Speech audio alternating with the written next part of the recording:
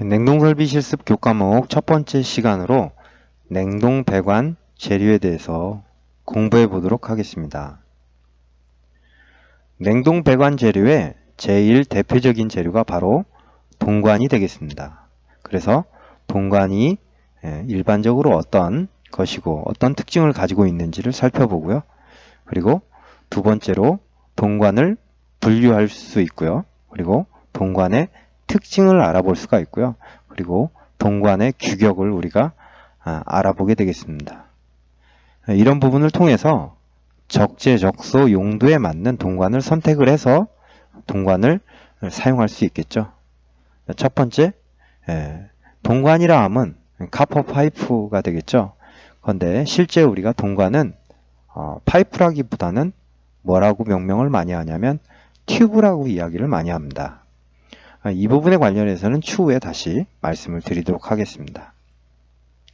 동은 전기 전도성, 전기가 잘 통한다는 거죠. 그리고 열이 잘 전도가 됩니다. 그리고 내식성이 뛰어나고 잘 녹이 슬지 않는다라는 이야기고요. 전성, 잘 펴진다라는 이야기입니다. 연성, 잘 늘어난다는 이야기죠. 이런 특징들 때문에 동을 가지고 우리가 가공을 하는 데 상당히 용이하다는 특징을 가지고 있습니다. 하지만 고온에 강도가 감소한다. 고온에 약하다는 이야기고요. 그리고 가격이 비싼 것이 단점으로 작용하고 있습니다. 주로 판, 동, 봉, 그리고 관 등으로 제조되어서 전기 재료라든지 냉동설비에 있어서 열교환기라든지 배관 일반용으로 급수관, 급탕관, 냉난방관, 냉매관, 연료관 이런 부분들에 사용되고 있습니다. 배관용으로는 주로 인탈산 동관을 사용하고 있고요. 인탈산 동관은 전기동을 인으로 탈산 처리한 동괴를 냉간 인발 그리고 850도로 가열해 가지고 압출에 의해서 제조를 하게 됩니다. 두 번째로 동관의 특징을 알아보도록 하겠습니다. 동관은 조금 전에 말씀드렸듯이 전기 전도도라든지 열 전달률이 상당히 좋고 그렇기 때문에 전기 재료나 열교환용으로 많이 사용을 하고 있습니다. 전연성이 풍부해서 가공이 용이하고 그리고 동파 우려가 적게 되겠습니다. 동파 우려가 적다라는 말은 겨울철에 관이 파열되는 부분이 적다라는 부분이고요. 동파 우려가 적은 부분은 강관에 비해서 적다라고 볼 수 있겠습니다. 무게가 가볍고 마찰 저항이 적기 때문에 관 재료에 적합하다고 볼 수 있고요.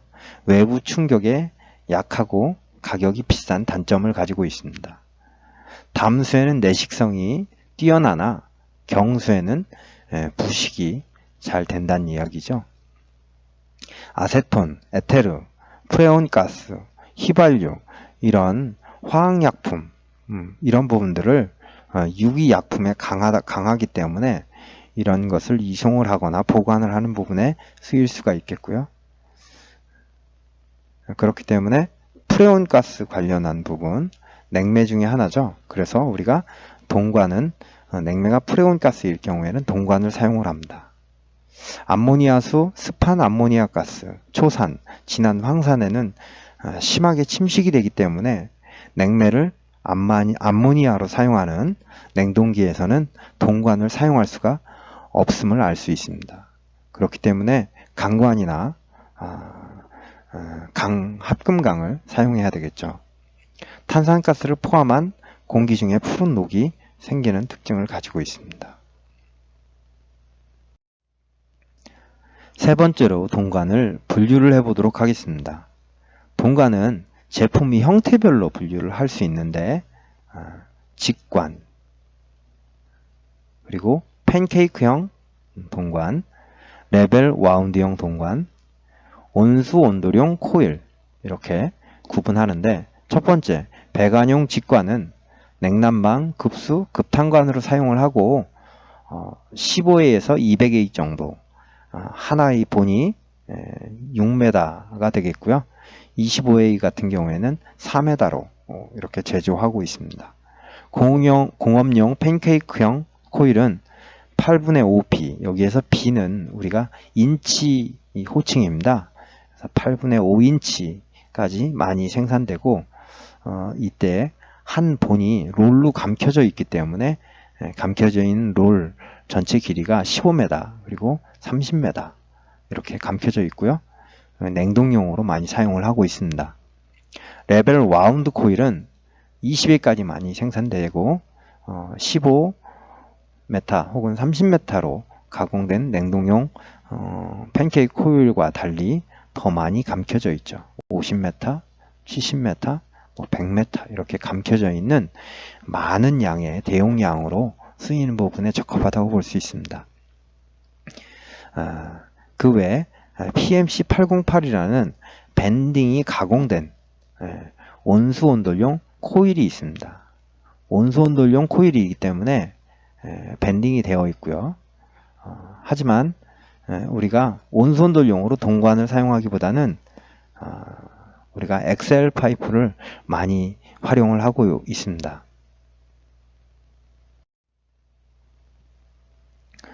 세 번째로 동관의 분류 중에 소재별로 분류를 하면 인탈산 동관, 터프피치 동관, 무산소 동관, 동합금관 이런 부분들이 있고요.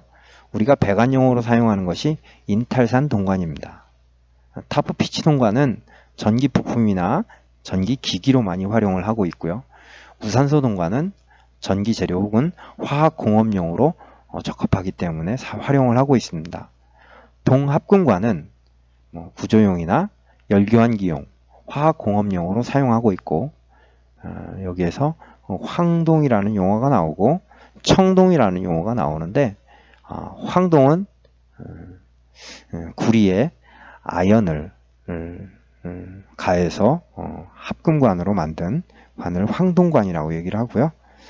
구리에 주석을 가해서 합금을 만든 관을 우리가 청동관이라고 얘기를 합니다. 그리고 질별로 우리가 동관을 이렇게 분류를 할 수가 있습니다. 얼마나 연한지, 얼마나 경한지에 따라서 동관 표면 부분에 우리가 이렇게 마킹을 하게 됩니다. 동관을 잘 보시면 동관 표면에 이렇게 연질일 경우에는 O라고 표현을 하고요. 가장 연한 재질입니다. 손으로도 구부릴 수가 있을 정도로 연하고요. 반연질은 OL로 표현을 합니다. 연질에 약간 경도와 강도를 부여한 재질이고요. 반경질은 2분의 1 H 이렇게 마킹이 되어 있고요. 경질에 약간의 연성을 부여한 재질. H는 경도나 강도가 가장 큰 일반 배관 재료용으로 사용하는 관을 말합니다.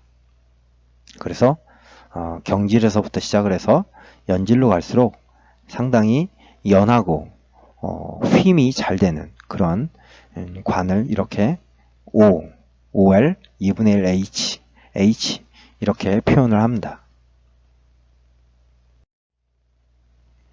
자, 그리고 동관을 우리가 두께별로 분류할 수 있습니다. 그래서 두께가 가장 두꺼운 고압 배관이나 의료 배관용으로 사용하는 관을 우리가 K타입이라고 얘기를 합니다.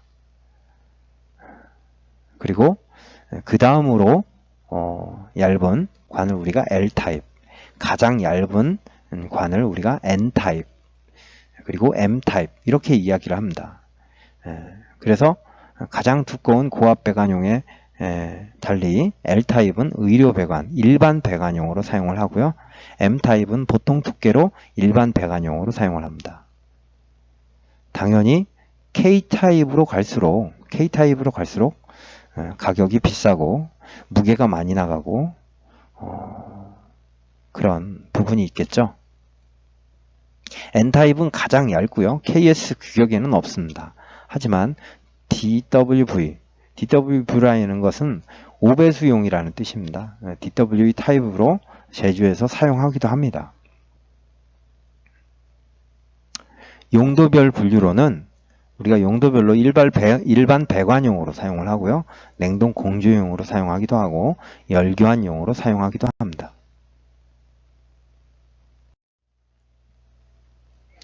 네 번째로 우리가 동관의 규격을 살펴보도록 하겠습니다. 배관형 동관 규격. 규격이라 함은 어떤 동관이 있으면 그 동관의 외경이 얼마고 직경이 얼마고 두께가 얼마고 길이가 몇 메타고 압력을 얼마만큼 해서 버틸 수 있고 뭐 이런 여러 가지 그런 그 동관의 어떤 특징들을 기술해 놓은 어떤 표라고 해야 되나요? 그런 것을 우리가 규격이라고 얘기를 합니다. 이때 직관의 규격을 살펴볼 때 어떤 관에 대한 규격이냐라고 이야기를 한다면 어떤 관인지를 알아야 되겠죠. 그래서 관마다 우리가 호칭, 이름을 붙이게 됩니다. 그래서 이름을 붙일 때에는 두 가지 방법이 있습니다. 첫 번째는 밀리미터 호칭을 붙일 수가 있고요.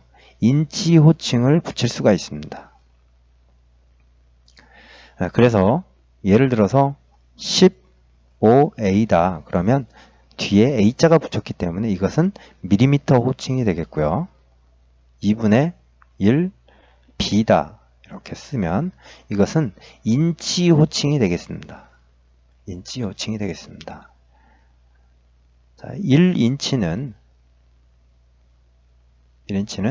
약 25.4mm가 되겠죠? mm가 되겠습니다. 참고로 1인치가 25.4mm라는 건 알고 계시면 좋겠습니다.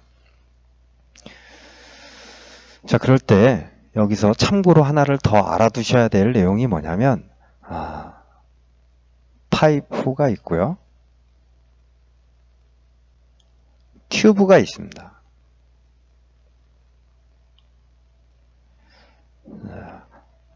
두 개 다 관이죠, 관. 자, 관인데 파이프는 이음매가 있는 관을 우리가 파이프라고 이야기를 합니다. 자, 이음매가 없는 관은 우리가 튜브라고 이야기를 합니다. 자, 이때 파이프는 우리가 이런 규격에 관련해서 우리가 호칭을 매길 때 기준이 되는 값이 파이프는 내경이 기준이 됩니다. 내경. 파이프의 내경이 기준이 되고요. 튜브는 외경이 기준이 됩니다. 외경이 기준값이 된다는 얘기죠. 그렇기 때문에 동관은 튜브라고 볼 수 있습니다. 그렇기 때문에 우리가 동관의 바깥지름 외경은 우리가 호칭을 알면 우리가 동관의 외경을 구할 수가 있습니다. 이때 외경값은 호칭 지름의 8분의 1인치를 더해줘서 우리가 구할 수 있는데요. 20A를 한번 구해보도록 하겠습니다. 20A는 인치 호칭으로 보면 4분의 3인치가 되겠고요. 8분의 1인치를 더해주어서 1인치가 25.4mm이기 때문에 곱해주면 22.22mm인 것을 우리가 구할 수가 있고요. 2B, 2인치죠, 2인치. 2인치 외경은 2인치에다가 8분의 1인치 똑같이 더해주어서 이렇게 산정을 하면 53.98mm라는 것을 우리가 외경을 구할 수가 있습니다.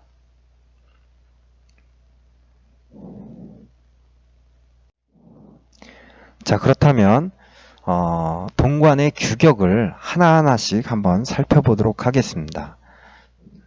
동관 직관에 관련된 동관 규격표가 되겠습니다. K타입, 가장 두꺼운 동관이죠. A 호칭이 보이고요. 밀리미터 호칭이죠. 그리고 B는 인치 호칭입니다. 8A가 4분의 1인치가 되겠습니다. 10A는 8분의 3인치, 15A는 2분의 1인치. 여기에서 우리가 이런 호칭은 8, 10, 15 이런 호칭은 어떤 10A라고 해서 10mm를 나타내는 것은 아닙니다. 8A보다는 10A가 크고 10A보다는 15A가 크다라는 이야기죠. 예를 들어서 8A 같은 경우에는 실외경이 9.52mm입니다. 8mm가 아니죠. 그렇기 때문에 호칭은 명칭을 크기별로 나열한 것뿐이고 실제 그 값이 내경이나 외경을 나타내는 것은 아닙니다.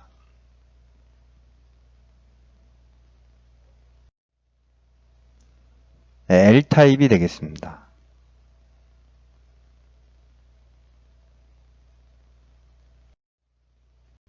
M타입. 자, 이번에는 팬케이크 코일의 규격표가 되겠습니다. 8분의 1인치부터 시작을 해서 쭉 이렇게 8분의 7인치 이렇게 나가죠. 네, 우리 실습하는 부분에 있어서는 4분의 1인치, 8분의 3인치, 2분의 1인치, 8분의 5인치 뭐 이렇게 많이 활용을 해서 시스템 에어컨의 배관용 직관 규격이 되겠습니다. 자, 이와 같이 냉동 설비 실습에 있어서 동관 재료에 관련해서 우리가 알아보았습니다. 첫 번째로 동관, 그리고 동관의 특징, 동관의 분류, 그리고 동관의 규격에 대해서 살펴보았습니다. 다음 시간에는 동관의 이음에 관련해서 알아보도록 하겠습니다. 감사합니다.